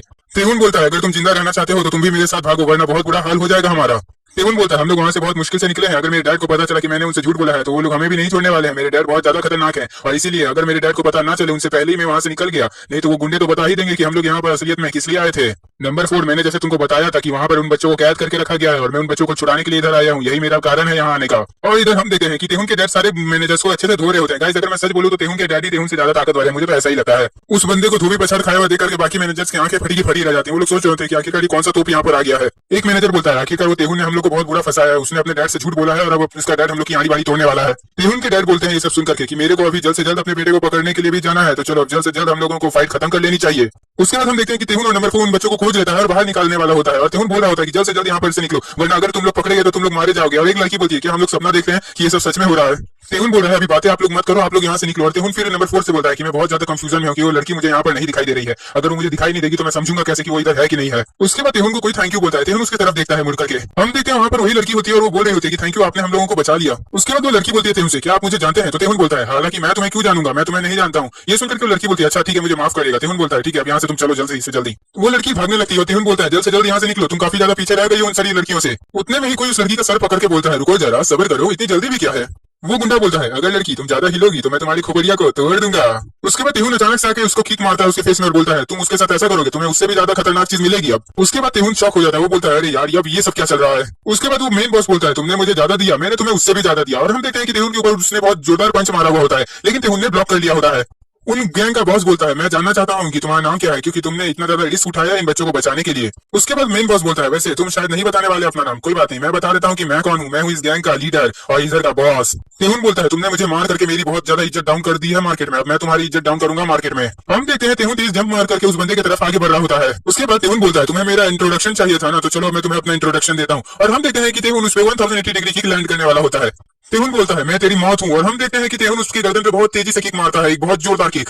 लेकिन फिर से तेहुन देख करके शॉक हो जाता है। वो मेन बॉस बोलता है तो जवान छोड़े, तुम्हारी जवानी तो फूट रही है, तुम्हारा खून बहुत गर्म है लड़के, मेरे को ऐसा लगता है, लेकिन मैंने अपना हाथ पहले ही अपने गर्दन के पास में रख लिया था। तुम्हें पता है लड़के कि मेरी जो गैंग है वो मेरे कारण इतनी ज्यादा ताकतवर है। और हम यहाँ पर तेहुन के डैड को देखते हैं, उन्होंने उन सारे मैनेजर्स को अच्छे से धो डाला होता है और सारे मैनेजर जमीन पे गिरे हुए होते हैं। एक बंदा बोल रहा होता है हम लोग के पास आपके तरह 1000 रकम का अटैकिंग स्टाइल नहीं है, हम लोग के पास बस एक ही तरीका है, कुल्हाड़ी लेकर के मार देते हैं, लेकिन आपने तो हम लोग का धोबी पछाड़ बना दिया है। तेहुन उसको बैक किक मारता है और बोल रहा होता है कि ऐसा लग रहा है कि मैं किसी सीमेंट की बोरी पे अपना लात मार रहा हूँ। नंबर 4 बोलता है तुम इसको एकदम नॉर्मल अटैक से नहीं मार पाओगे तेहुन, ये एकदम मॉन्स्टर जितना ताकतवर है। हम देखते हैं वो बॉस तेहुन के पेट में एक बहुत जोरदार पंच मार देता है। उनका मेन बॉस बोलता है मुझसे अकेले लड़ने के बारे में सोचो मत तुम लड़के। नंबर 4 तेहुन से बोलता है मैं तो जानता था कि ये यहाँ का बॉस है तो इतना ताकतवर तो ये जरूरी होगा, वैसे तेहुन अब लगता है तुम लड़ने के हालात में नहीं हो तो मैं इसे संभाल लेता हूँ। तेहुन बोलता है मैं कितना दिनों से ऐसे किसी बंदे से फाइट करना चाहता था। और ये सुनकर के नंबर 4 बोलता है क्या कहा तुमने, तुम इतना दिनों से ऐसे बंदे से फाइट करना चाहते थे। तेहुन बोलता है रुको जरा, तुम मुझे अपने हाथों में जो चेन है वो मुझे दो। नंबर 4 बोलता है क्या कहा तुमने, तुम्हें मेरी चेन चाहिए। और ये सुनकर के तेहुन बोलता है हाँ मुझे तुम्हारी चेन चाहिए, अभी कभी दो। उसके बाद हम देखते हैं तेहुन के डैड जाते हुए बोल रहे होते हैं मेरे बेटे प्यारे तेहुन, आखिर तुम्हारी हिम्मत भी कैसे हुई मुझसे झूठ बोलने की। उसके बाद हम देखते हैं कि तेहुन फिर से उसकी तरफ किक मारने के लिए आगे बढ़ता है। उसके बाद वो मेन बॉस बोलता है ऐसे तुम्हारे छोटे मोटे हल्के फुल्के किक से मेरा कुछ नहीं बिगड़ने वाला है लड़के। वो बॉस बोलता है मैं तुम्हारे थोपड़े को बचका दूंगा लड़के। उसके बाद वो बोलता है अरे मेरा खून अचानक से कैसे निकलने लग गया। हम देखते हैं तेहुन ने अपने पाँव पे चेन बांध ली होती है और वो बोल रहा होता है आखिरकार तुम भी तो एक इंसान ही हो ना। तेहुन बोलता है अगर मैं ऐसी चीजों से हमला करूंगा तो तुम्हारी चमड़ी तो जरूर फटेगी, बोलो है कि नहीं। हम देखते हैं अब उस बॉस का पूरा खून ही खून लग जाता है, उसका बहुत जगह से खून निकलने लगा होता है। तेहुन बोलता है अल्ले ले मेरा पिगी बैंक, लगता है तुम्हारे अंदर से पैसे मेरे गिरने लगे हैं। हम देखते हैं कि तेहुन अपने पाँव को ट्विस्ट करता है। उसके बाद तेहुन उस बंदे के मुंह पे एक बहुत जोरदार लात मारते हुए बोलता है तुम्हें ये चीज कैसा लग रहा है। और भाई साहब इतना उसके लिए बहुत ज्यादा काफी था, वो पूरा सुन बढ़ चुका होता है और बेहोश हो गया होता है। नंबर 4 और वो लड़की देख करके बहुत तरीके से शॉक हो जाते हैं और वो लड़की बोलती है हमें यहाँ से अब निकलना चाहिए। तेहुन भी ये बात सुनकर के बोलता है, हाँ तुमने बिल्कुल सही कहा, हमें यहाँ से निकलना पड़ेगा, अगर मेरे डैड इधर आ गए तो वो मुझे नहीं छोड़ेंगे। और हम देखते हैं कि उसके डैड उनके पीछे ही खड़े होते हैं और ये सब सुन रहे होते हैं। उसके बाद तेहुन के डैड तेहुन से बोलते हैं, तेहुन क्या आप तुम कुछ और भी कहना चाहते हो? लेकिन भाई मजा है कि तेहुन कुछ बोल देते हैं तो अपने डैड को देखकर ही पूरा सन्नाटा खींच लिया होता है, वो कुछ बोल ही नहीं रहा होता है। तेहुन के डैड बोलते हैं, तेहुन मेरे ख्याल से तुमने मुझसे कुछ तो छुपाया है। और तेहुन बोलता है, क्या आप क्या बोल रहे हैं, मैंने तो कुछ नहीं छुपाया है। उसके बाद तेहुन के डैड बोलते हैं, अच्छा अगर तुमने हमसे कुछ नहीं छुपाया तो जरा बताओ यहाँ पर मेरी ताइकुंडू की गाड़ी क्या कर रही है, और अगर तुम यहाँ पर किडनैप होकर के आए हो तो वो गाड़ी का इधर होने का क्या मतलब है? यहाँ पर क्या वो गाड़ी खुद से चढ़ के आई है? ये क्या टार्ज़न द वंडर कार है? जरा तुम मुझे बता सकते हो क्या? तेहुन बोलता है, डैड लेकिन मैंने कुछ गलत नहीं किया है, मैं बस यहाँ पर सही काम के लिए ही आया था। तेहुन के डैड तेहुन की तरफ देखते हुए बोलते हैं, बेटा तुम सही काम करने के लिए आए हो या गलत काम के लिए ये मैं नहीं जानता, लेकिन तुमने मुझसे झूठ बहुत ज्यादा ही बोला है। वो बोलते हैं, तो तुम्हें इसकी सजा तो मिलेगी, जरूर मिलेगी, समझ गए ना बेटा? हम देखते हैं वो मोटा बॉस बोल रहा होता है, भाई इन लोगों का फैमिली मैटर भी इधर चालू हो गया है, लगता है और भी ज्यादा पीटूंगा, मैं यहीं पर बेहोश होने की एक्टिंग करता हूँ। तेहुन बोलता है, हाँ मैं घर छोड़ करके भागा, लेकिन मैं इधर उधर खेल नहीं रहा था, मैं ये सब काम करने के लिए इधर आया था, आपको इतना ज्यादा पागल होने की जरूरत नहीं है डैड। तेहुन के डैड बोलते हैं, तुम कमीने, तुम्हें पता नहीं है कि अपने पापा से कैसे बात किया जाता है? तुम किस लैंग्वेज में बात कर रहे हो मेरे से? तेहुन क्या तुम चाहते हो कि मैं तुम्हें यहीं पर सजा दूं? और ये सुनकर के तेहुन बोलता है, ट्राई कर लीजिए, मुझे कोई प्रॉब्लम नहीं है। तेहुन बोलता है, तो चलिए आज ट्राई कर ही लेते हैं कि आज कौन जीता है, बाप या बेटा, क्या बोलते हैं डैड? हेलो सब्सक्राइबर्स, मैं लेकर के आ चुका हूं आप लोग के लिए वायर हिट का एपिसोड नंबर 87। और हाँ गाइस, जो लोग चैनल पे जैसा कि हमने अगले एपिसोड में देखा था, तेहुन और तेहुन के डैड आपस में लड़ने वाले होते हैं। अब आगे एपिसोड के स्टार्टिंग में हम देखते हैं कि तेहुन और तेहुन के डैड एक दूसरे पे किक मारते हैं और दोनों ही ब्लॉक भी कर लेते हैं। नंबर 4 सोच रहा होता है कि ये लोग सच में लड़ाई कर रहे हैं, और वो लड़की बोल रही होती है, क्या हम लोग को सच में ये सही रहेगा कि हम लोग यहाँ पर खड़े होकर के इन लोगों को देखें ऐसे लड़ते हुए? हम लोग को इन्हें रुकना चाहिए ना। वो लड़की बोलती है, एक्सक्यूज मी मिस्टर, मैं आपसे कुछ बोल रही हूँ। और फिर नंबर 4 बोलता है, मैं कोई मिस्टर नहीं हूँ, लेकिन ये जो फाइट हो रही है ये बहुत ज्यादा ही मजेदार है। दोनों बाप और बेटों का पावर और उनका अपने पाँव पे अच्छा बैलेंस होना, ये बहुत ज्यादा ही कमाल की बात है। तेहुन लड़ते लड़ते बीच में बोलता है, हम दोनों ऐसे लड़ाई कर रहे हैं, मुझे बहुत अजीब लग रहा है डैड। ये सुनकर के तेहुन के डैड बोलते हैं, आखिरकार तुमसे पूछा भी कौन था फाइट करने के लिए, हैंडीकैप कहीं के? तेहुन के डैड बोलते हैं, तुम ही हो जिसने मेरे साथ बुरे तरीके से बात किया था, अगर अभी भी तुम अपना आपको हार मान लोगे तो मैं तुम्हें माफ कर दूंगा। और ये सुनकर के तेहुन बोलता है, क्या कहे आप, मेरे को आप माफ करेंगे? लेकिन मैंने तो अभी बस शुरू ही किया है। तेहुन बोलता है, आपको पता है डैड, मैं इतना समय से बस वार्म अप कर रहा था अपना, लेकिन अब मैं आपसे एकदम सीरियस होकर के फाइट करने वाला हूँ डैड, तो आप थोड़ा आप सीरियस हो जाइए। उसके बाद तेहुन के डैड बोलते हैं, अरे तेहुन बस करो अब तुम, अगर तुम खुद को सच में शेर समझते हो तो ऐसे छोटे मोटे तरीके से किक मुझे मत मारो तेहुन। मैं चाहता हूँ कि तुम मुझे अच्छे से डैमेज पहुंचाओ, लेकिन तुम्हारे पाँव तो मेरे तक पहुंच ही नहीं रहे हैं। तेहुन तुम्हें लगता है तुम्हारी स्किल बहुत अच्छी है, लेकिन तुम्हारी स्किल बहुत ज्यादा ही बेकार है। और हम देखते हैं तेहुन के डैड जिस पाँव से उसके पाँव को ब्लॉक किए थे उसी पाँव से उसको एक हिट कर देते हैं। तेहुन के डैड बोलते हैं, तुम्हारा सारा स्ट्रेंथ तुम्हारे बैलेंस को बार बार गिरा दे रहा है तेहुन, तुमने अपना सारा टाइम बस यही सीखने में लगा दिया कि कैसे कोई अच्छा स्किल तुम सीख जाओ, और सिर्फ स्किल ही तुम सीखते रहे, लेकिन तुम्हारा ये जो टेक्निक है ये एकदम बेकार हो चुका है। मेरे ख्याल से वक्त आ चुका है कि मैं अपने बेटे को उसकी असलियत दिखाऊं कि वो कितना ज्यादा कमजोर है। तेहुन के डैड बोलते हैं, किक्स को भी मारने का एक सही जगह होता है जहां पर उन किक्स का असर बहुत ज्यादा जोर से होगा। अगर तुम्हें उन जगहों के बारे में ही नहीं पता है तो तुम कैसे ताइक्वांडो प्लेयर हो जिसको ये सब चीज पता ही नहीं है? तेहुन के डैड बोलते हैं, तुम्हें उन सारे वीक पॉइंट्स को हमेशा याद रखना होगा, उन पे जल्द से जल्द अटैक करना होगा। और हम देखते हैं तेहुन उन पे सीधा अटैक करता है अपने पाँव से, लेकिन वो डॉज कर लेते हैं उसके डैड। तेहुन के डैड बोलते हैं, तुम्हें अभी भी बहुत सारा एक्सपीरियंस लेना होगा अपने हर एक ओपोनेंट को जिसको तुम मारते हो, उसमें जितनी भूल करते हो उन सबको तुम्हें देख के और याद रखना चाहिए कि तुमने कब कौन सी भूल की है, वरना तुम कभी भी नहीं सुधार पाओगे अपनी हर एक गलतियों को, समझ गए ना तेहुन?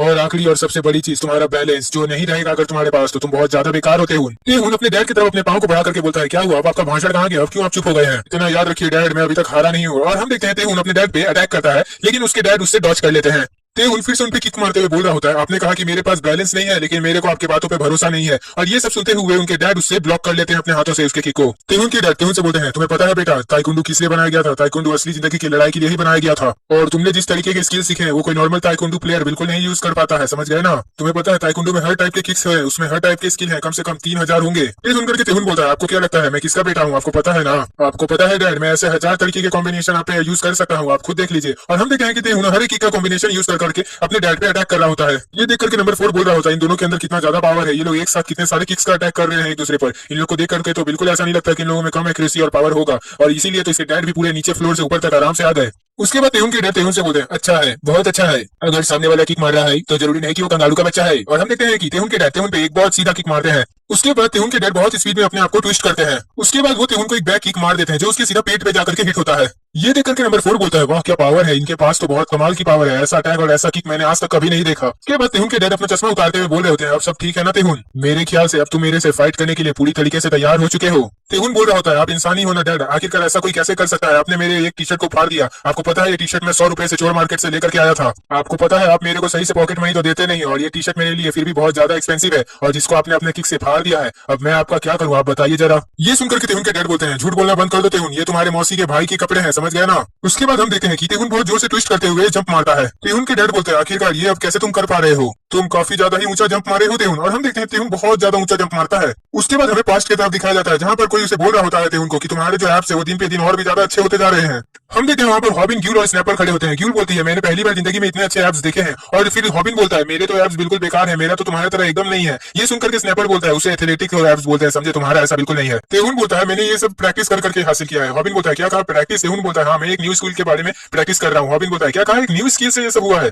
हम देखते हैं तेहुन अपने डैड को एकदम किक मारने ही जा रहा होता है उनके सर पे। तेहुन बोलता है ये मैंने नया चीज सीखा है, अब आप इससे कैसे बचोगे डैड? तेहुन के डैड तेहुन से बोलते हैं तुमने एक बहुत अच्छी स्किल सीखी है और उसमें बहुत अच्छा परफेक्ट एंगल और परफेक्ट पावर लगाए हो, अपना सारा का सारा पावर लगाए हो, लेकिन इससे कोई फायदा नहीं होगा। और ये सब तेहुन सुनकर के बोलता है क्या कहा आपने? उसके बाद तेहुन के डैड अपने आप को झुका लेते हैं और तेहुन के किक से बच जाते हैं। उसके बाद हम देखते हैं अचानक से तेहुन के फेस में तेहुन के डैड ने एक जोरदार किक मार दिया होता है। फिर हमारा तेहुन दूर उड़ करके जाकर के गिर जाता है। हर किसी को कम आंकने की गलती नहीं करनी चाहिए बेटा। और हम देखते हैं कि उन्होंने कछुआ स्टाइल किक मारा है उनको, पहले झुके उसके बाद उन्होंने अचानक से किक मार दिया उनपे। ये देख करके हमारी ऑडियंस मतलब कि ये नंबर 4 और वो लड़की बहुत ज्यादा शॉक में हो जाती है। और दूसरी तरफ हमारे बाहुबली का भी कटप्पा बन चुका होता है, वो पूरी तरीके से चारों खाने चित हो चुके होते हैं। उसके बाद तेहुन के डैड बोलते हैं चलो अब घर चलने का वक्त हो चुका है तेहुन। उसके बाद हम तेहुन को एक अंधेरी जगह में देखते हैं। तेहुन बोल रहा होता है मेरी तो पूरी बॉडी भी नहीं हिल रही है, लगता है मैं अपनी डैड का लात खा करके सीधा स्वर्ग में पहुंच गया हूँ, मैं लगता है मर चुका हूँ। उसके बाद अचानक से तेहुन की आंख खुलती है और वो बोलता है मुझे अचानक से फिर कुछ जाना पहचाना सा चीज क्यों फील हो रहा है। उसके बाद तेहुन की आंखें खुलती है और तेहुन देखता है कि हॉबिन अपना स्पेशल ट्रीटमेंट तेहुन को दे रहा होता है और उसी का उसे फीलिंग भी आ रही होती है। हॉबिन बोलता है क्या तुम पागल हो गए हो जो अपने डैड से ही फाइट करने के लिए चले गए थे? तुम्हें एक अच्छा बेटा बनकर रहना चाहिए ना। और ये सुनकर के तेहुन बोलता है अपना मुंह बंद रखो पागल, मेरा कान बहुत ज्यादा बज रहा है अभी। तेहुन बोल रहा होता है क्या सच में तुम यहाँ पर आए हो? मेरे को तो समझ में नहीं आ रहा कि तुम इधर पे क्यों आए हुए हो हॉबिन। हॉबिन बोलता है हाँ मैं ही तो आया हूँ, वैसे भी ऐसा ट्रीटमेंट तुमको मेरे अलावा और कौन दे सकता है।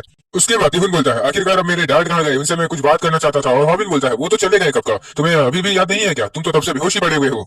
एक्चुअली में क्या है ना, मैं इधर आया तो मैंने उन्हें सब कुछ बता दिया, जितना भी कुछ हुआ था और जो जो कारण था सब कुछ उन्हें मैं बता चुका हूँ। मेरे ख्याल से वो भी मेरी बातों को अच्छे से समझ गए हैं। और सबसे बड़ी बात तेहुन तुमने हमारा रिक्वेस्ट भी पूरा कर दिया और कई लोगों की तुमने जान भी बचाई है।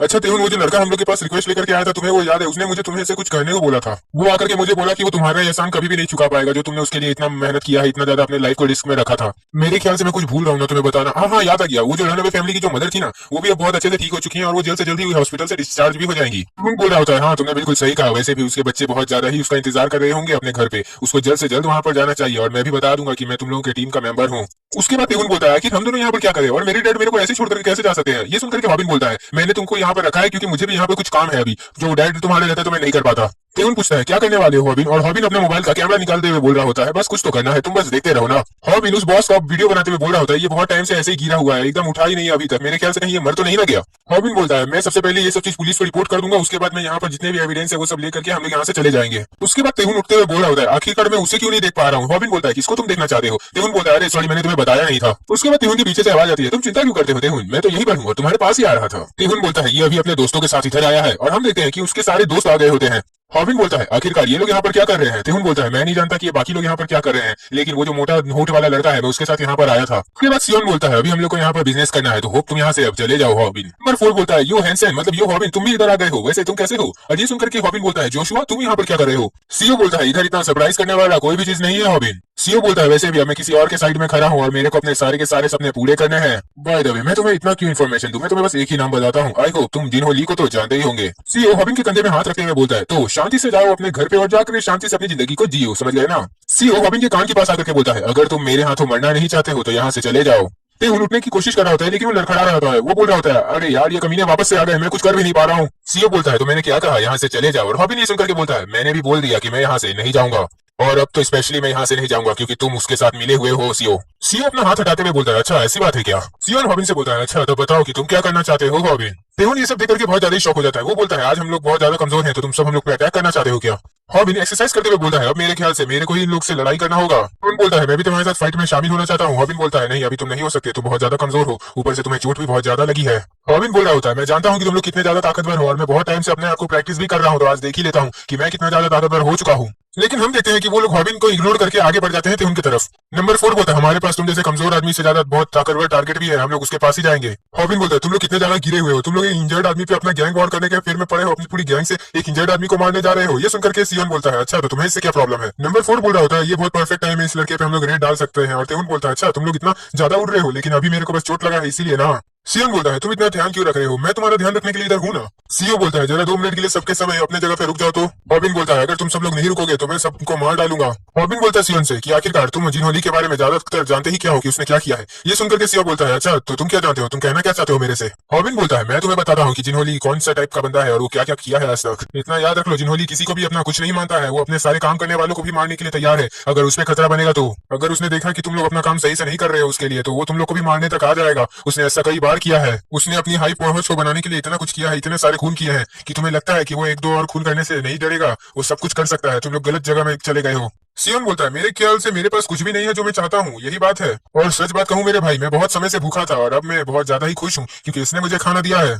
और देखा जाए तो शायद अब तुम मेरे खाने पीने के रास्ते पे आ रहे हो। अभी हम लोग अचानक से देखते हैं कि वो मोटा मेन बॉस उठ करके सियोन के पेट में एक जोरदार पंच मार देता है। ये चीज देख करके नंबर 4 बोलता है अरे यार ये सब क्या हो गया, ये अचानक से उठ कैसे गया है। मौके का फायदा उठाते हुए रॉबिन भी आकर के नंबर 4 के फेस पे एक बहुत जोरदार किक मार देता है और फटाक से तेहुन का हाथ पकड़ लेता है। और रॉबिन बोलता है भाग ले तेहुन, वरना हम सब लोग चले जाएंगे अच्छे से आड़ी बाड़ी में। तेहुन बोल रहा होता है अरे यार मेरे पाँव और मेरे घुटने में दर्द हो रहा है। और ये सुनकर के रॉबिन बोलता है तुम्हें पता है अभी हमें यहाँ से निकलना होगा, मेरे को नहीं पता वो मोटा उसे ज्यादा देर तक रोक पाएगा कि नहीं। ये सुनकर के तेहुन बोलता है तुम ही हो ना जिसने उस मोटे को जगाया है। रॉबिन बोलता है हाँ मैंने ही जगाया है, मैं जब उससे बात कर रहा था तो अपने पाँव से उसके मुंह पे बार बार लात मार रहा था ताकि वो उठ जाए। हमें तो उस सांड का शुक्रिया करना चाहिए कि उसने हम लोग को भागने का यहाँ से एक मौका दे दिया है। ये देख करके नंबर 4 बोलता है रॉबिन बहुत ज्यादा चला है, उसने भागने के लिए ये सब चीज का प्लानिंग कर लिया था। सीओ बोलता है मैंने जैसा उससे एक्सपेक्ट किया था उसने वैसा ही किया है।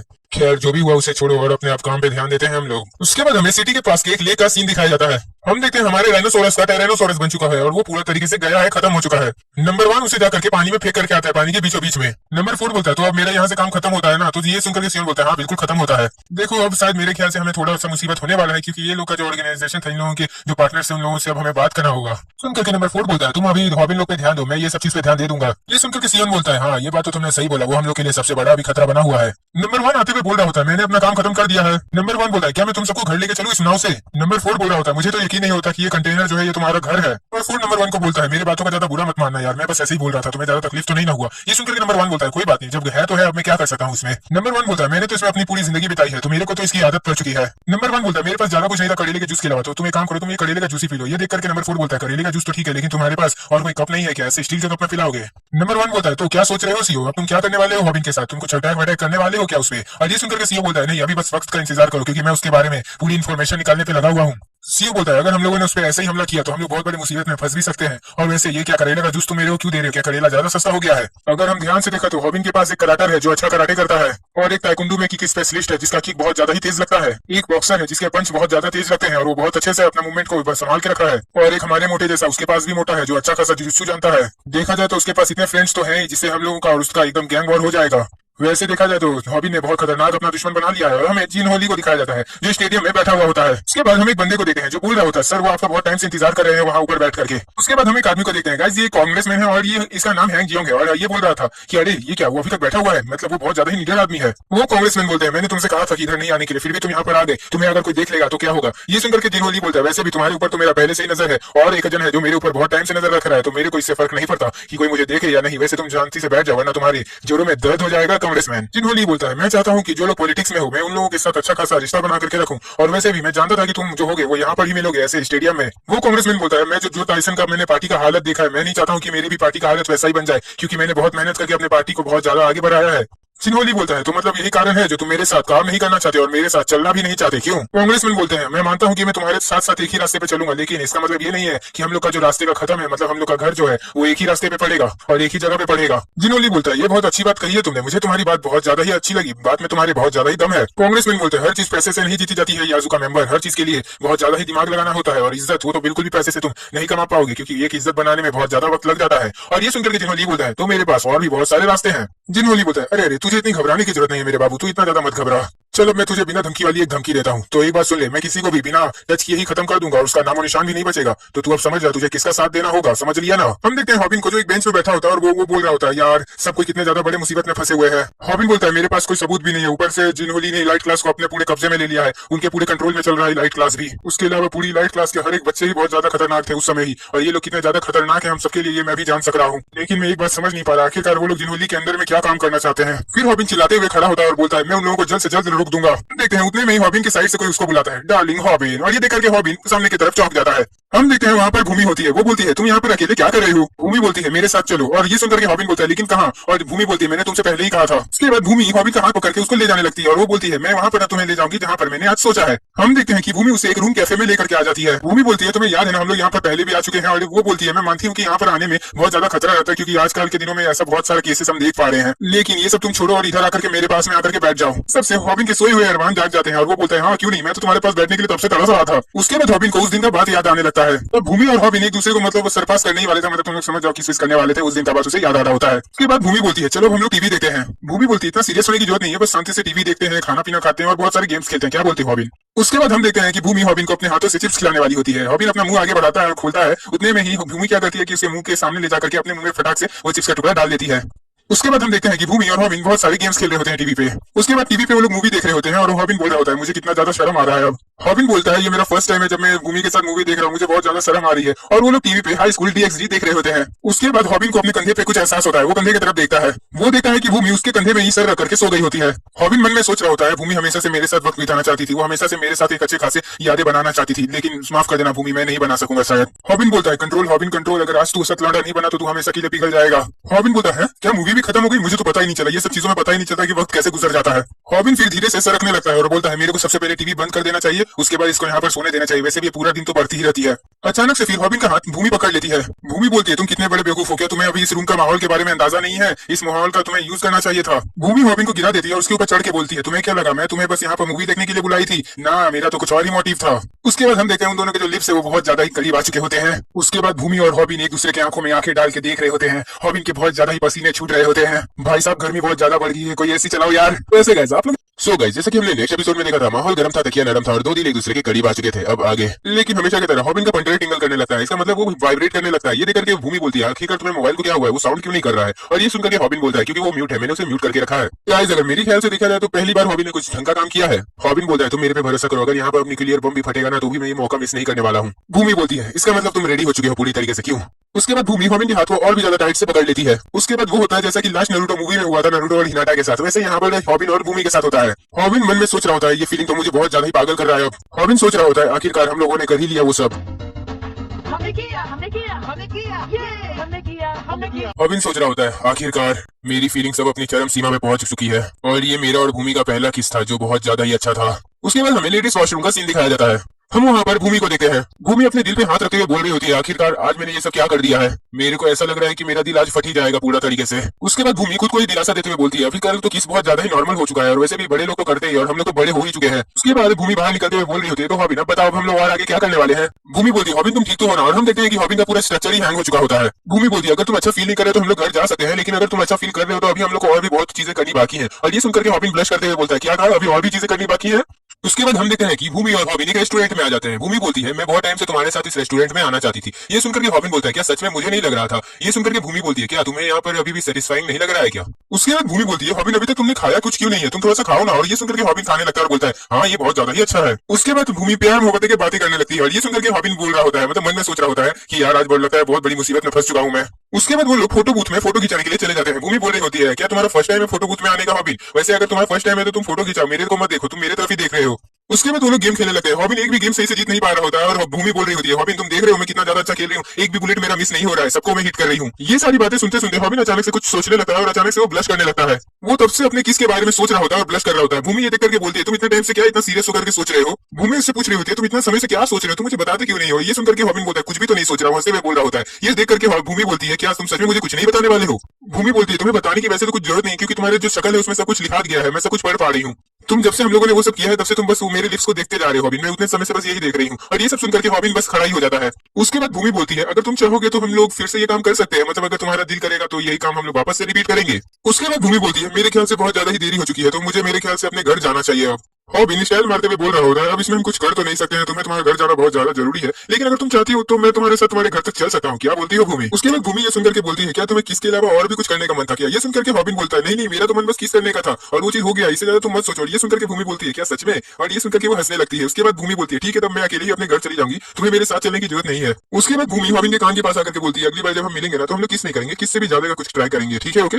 ये सुनकर के हॉबिन पूरा ब्लश करने लगता है। मतलब आप लोग समझ ही सकते होंगे ऐसा क्या फीलिंग कर रहा होगा वो हॉबिन अपना। उसके बाद हम देखते हैं भूमि ये सब चीज बोलने के बाद शर्मा करके दौड़ने लगती है और घर की तरफ भागने लगती है। ये देख करके हॉबिन बोलता है अपने घर में सुरक्षित से चले जाना और मैं तुम्हारा इंतजार करूंगा अगली बार के लिए। उसके बाद हॉबिन सीटी बजाते बजाते चलते हुए बोल रहा होता है आज का दिन कितना ज्यादा मस्त था यार, मेरे को तो बहुत मजा आ गया आज। पता नहीं क्यों आज मुझे कौवे की आवाज भी कोयल जैसी लग रही है और मुझे उसकी आवाज पे डांस करने का मन कर रहा है। और यहाँ पर भूमि चलते हुए सोच रही होती है अब मैं बड़ी हो गई हूँ तो अब मैं उससे ऐसे ऐसे बातें तो कर ही सकती हूँ, इसमें कोई बुराई तो नहीं होगी। भूमि बोल रही होती है मेरे ख्याल से आज मैं उसके कुछ ज्यादा ही करीब आ गई, शायद मेरे ख्याल से ऐसे ही कपल लोग भी बहुत ज्यादा ही एक दूसरे के करीब चलते हैं। उसके बाद भूमि अचानक से अपने सामने किसी को देखती है। हम देखते हैं भूमि के सामने एक बंदा आकर के खड़ा हो जाता है और भूमि बोलती है तुम कौन हो और तुम मेरे रास्ते में क्यों आ गए हो, मेरे रास्ते से हटो। उसके बाद हमें अगला सीन दिखाया जाता है जिसमें हॉबिन को बहुत जोर से चाटा पड़ रहा होता है। ये सब देख करके वहाँ के नर्स बोल रही होती है इंग्लिश में अपनी एक दूसरे से बात कर रही होती है दिस हैंडसम बॉय वाज खाइंग चाटा।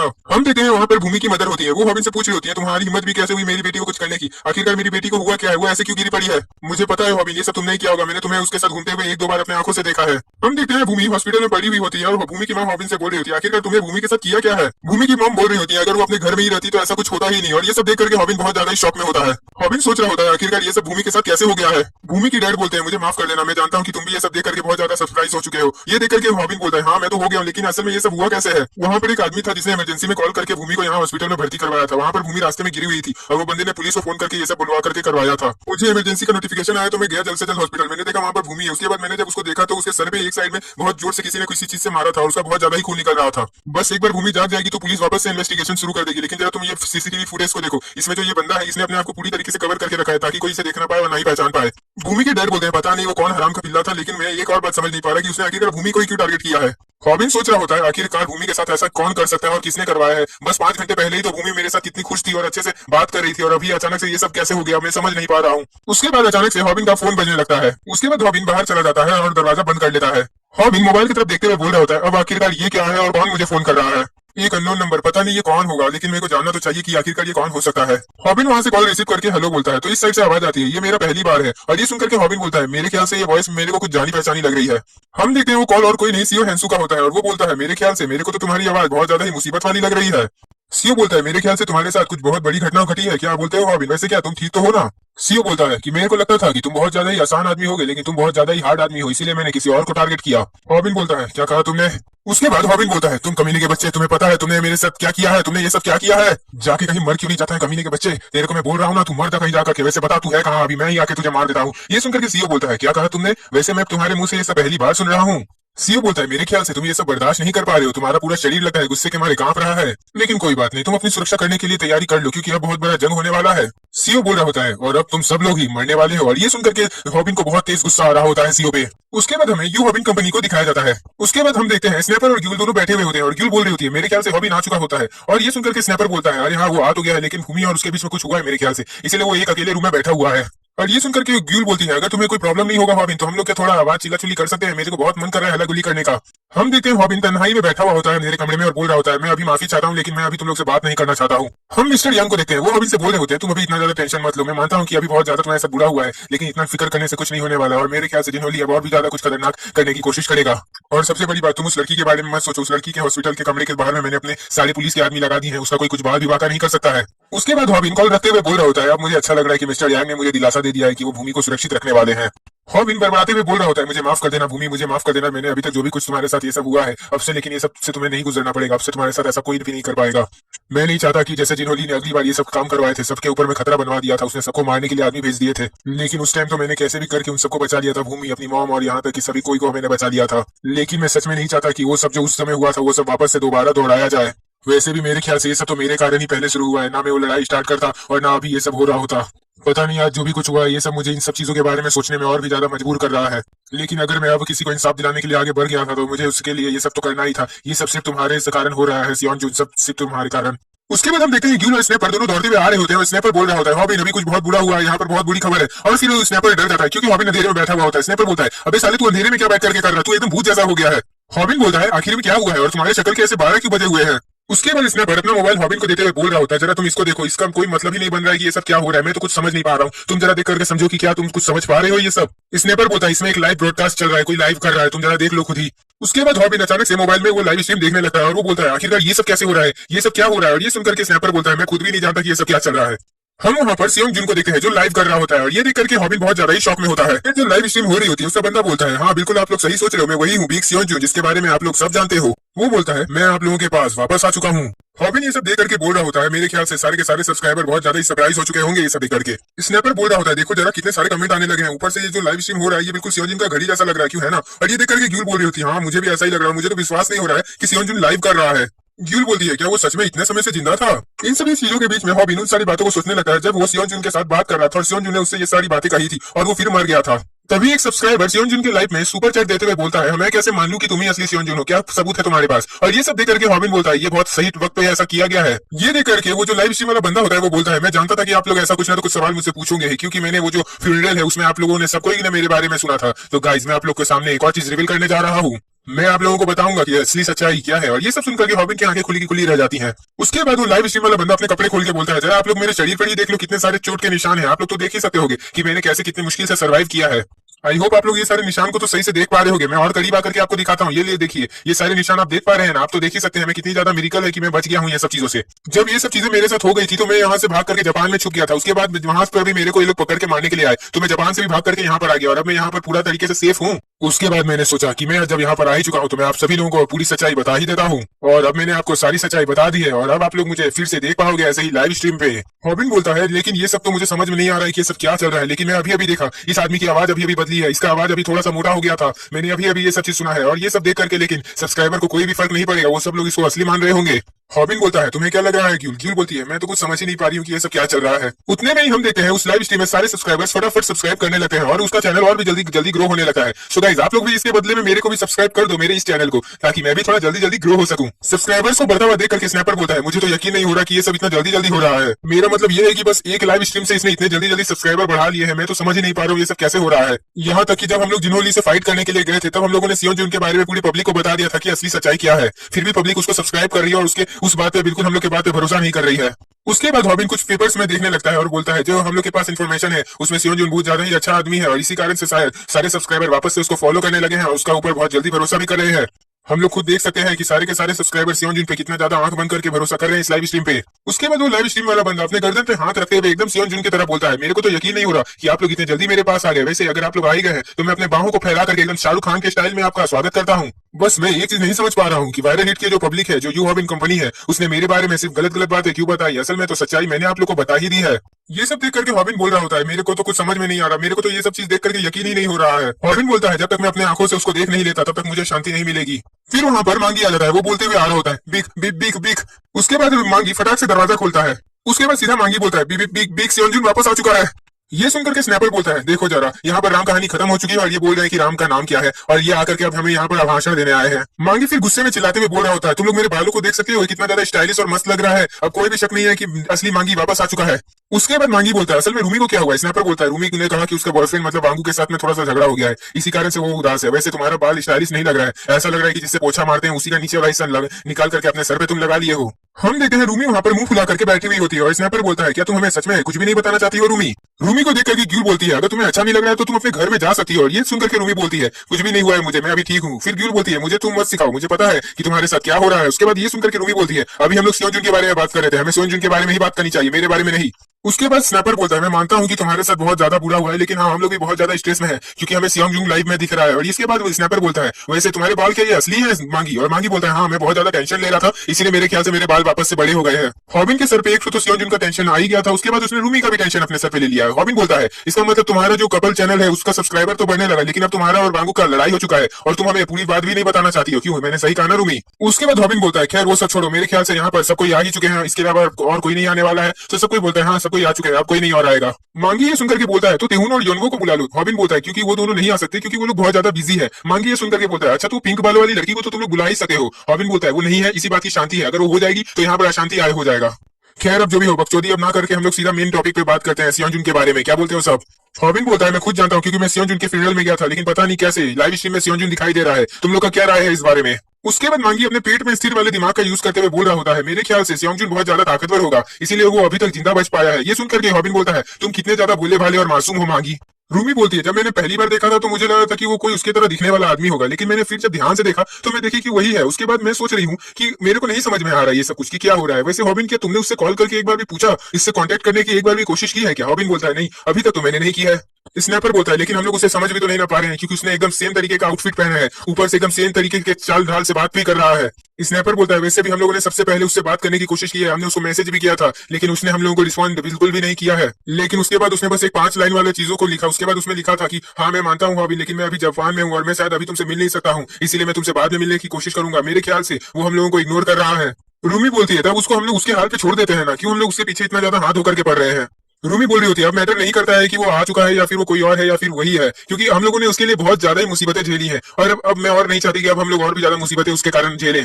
अच्छा जरा तुम लोग खुद ही सोचो, हम लोगों ने उसके लिए इतना कुछ किया, हम लोगों ने रिस्क लिया और वो अब हम लोग को रिप्लाई देने में भी इतना ज्यादा नौटंकी कर रहा है। इससे तुम्हें नहीं समझ में आता कि उसको कोई फर्क नहीं पड़ रहा है हम लोगों के ये सब चीजों के पीछे पड़ने से या ना पड़ने से। हॉबिन बोलता है मैं मानता हूँ कि तुम बिल्कुल भी गलत नहीं बोल रहे हो, लेकिन इससे साबित नहीं हो जाएगा कि वो सियोंग जुन ही है, लेकिन मैं खोज के रहूंगा कि असली सियोंग जुन वो है कि नहीं है, मैं ये सब चीजों को पता जरूर लगाऊंगा। हॉबिन बोलता है मेरा और सियोंग जुन का जो कनेक्शन बन चुका है वो बहुत ज्यादा ही स्पेशल है। वहाँ पर वो लाइव स्ट्रीम वाला बंदा बोल रहा होता है मेरे ख्याल से वो मेरे को और भी बहुत सारी बातें मेरे से करना चाहता था वो लड़का। हॉबिन जाते हुए बोल रहा होता है अब ये सब ऐसा कुछ हो गया है जिसको मैं अकेले ही अब करने का कोशिश करूंगा और इसको मैं अकेले ही सुलझा करके रहूंगा। उसके पीछे से स्नैपर हाथ देते हुए बोलता है हॉबिन जरा तुम सब्र करो, मेरे को तुम भूल रहे हो क्या। स्नैपर बोलता है ये मत भूलो कि तुम अकेले बिल्कुल नहीं हो, हम लोग भी तुम्हारे साथ हैं और हम लोग भी इस काम में तुम्हारा मदद करेंगे। मांगी बोलता है अगर मुझे पता चला कि वो नकली है तो मैं उसका सर दबा करके एकदम फाड़ के रख दूंगा।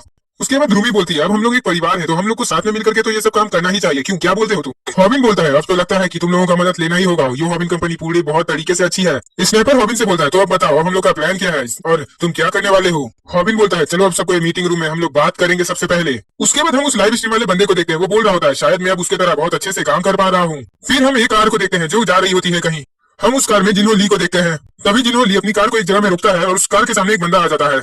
जिन्हो ली उसको देख करके बोलता है ओह तुम आ गए यहाँ पर। हम देखते हैं वहाँ पर नंबर 3 होता है। जिन्हो ली बोलता है उसे तुम बहुत ज्यादा ही लेट हो। नंबर 3 बोलता है मुझे इस गलती के लिए माफ कर दीजिएगा मेरे मालिक। नंबर 3 बोलता है असल में आपने मुझे इतने जल्दी यहाँ पर क्यों बुलाया है। और ये सुनकर के जिन्हो ली बोलता है मैं चाहता हूँ कि मैं तुम्हारे साथ कुछ बात करूँ क्योंकि मैंने कुछ ऐसा चीज देखा है जिसके देख करके मैं तुमसे बात किए बिना नहीं रह सक रहा हूँ। जिन्हो ली बोल रहा होता है मैंने ये सब चीज देखा है जिसको तुमने किया है, तुमने बहुत अच्छा काम किया है मेरे लिए। जिन्हो ली बोलता है मैं तुम्हें इसके बदले में बहुत सारे पैसे दूंगा और अब हम लोग उस इंसान से मिलने जा रहे हैं, क्या बोलते हो तुम। ये सुनकर के नंबर 3 बोलता है हाँ वो तो मेरे को समझ में आ रहा है। जिन्हो ली वो लाइव स्ट्रीम देखते हुए बोल रहा होता है मैं इसको देख करके या तो थोड़ा खुश हूँ या तो थोड़ा डरा हुआ हूँ, तो मैं अपना डर को जरा निकालने जा रहा हूँ। मैं देखना चाहता हूँ कि असल में तुमने इस लाइव स्ट्रीम में किया क्या है जो ऐसा सब चीज मैं देख पा रहा हूँ। वैसे मैं मानता हूँ तुमने जो भी कुछ किया है इससे पब्लिक इसके बारे में बहुत ज्यादा ही सोच रही है और पब्लिक को भी भरोसा हो रहा है इस सब चीजों के बारे में। उसके बाद हम देखते हैं वो बंदा लाइव स्ट्रीम को बंद कर देता है। वो बंदा बोलता है मैं तब से आप ही लोगों का तो इंतजार कर रहा था मेरे मालिक। हम देखते हैं वहाँ पर जिन्हो ली आ जाता है। वो बोलता है अच्छा ऐसा है क्या। जिन्हो ली बोलता है तुम तो मेरे एकदम एक्सपेक्टेशन से भी ज्यादा निकले, तुम तो बहुत ज्यादा ही कमाल के हो। नंबर 3 जिन्हो ली को बोलता है मैं जानता हूँ कि आप ये सब देख रहे थे, लेकिन हाँ ये सब मैंने आपको एक सरप्राइज गिफ्ट के तौर पे दिया है। जिन्हो ली बोलता है ये गिफ्ट मुझे बहुत ज्यादा ही पसंद आया, पहली बार कोई ऐसा गिफ्ट है जो मुझे इतना ज्यादा पसंद आ रहा है। फिर हम देखते हैं वो बंदा बोलता है आप क्या खाना पसंद करेंगे मेरे मालिक, मैं आपके लिए कुछ लेकर के आऊँ क्या। उसके बाद जिन्हो ली बोलता है वैसे मेरे सियोन जुन तुम तो बहुत ज्यादा ही कमाल के एक्टिंग करते हो। गाइस आई होप आपको आज की वीडियो बहुत अच्छी लगी होगी, तो मिलते हैं हम लोग नेक्स्ट वीडियो में, तब तक के लिए सायोनारा।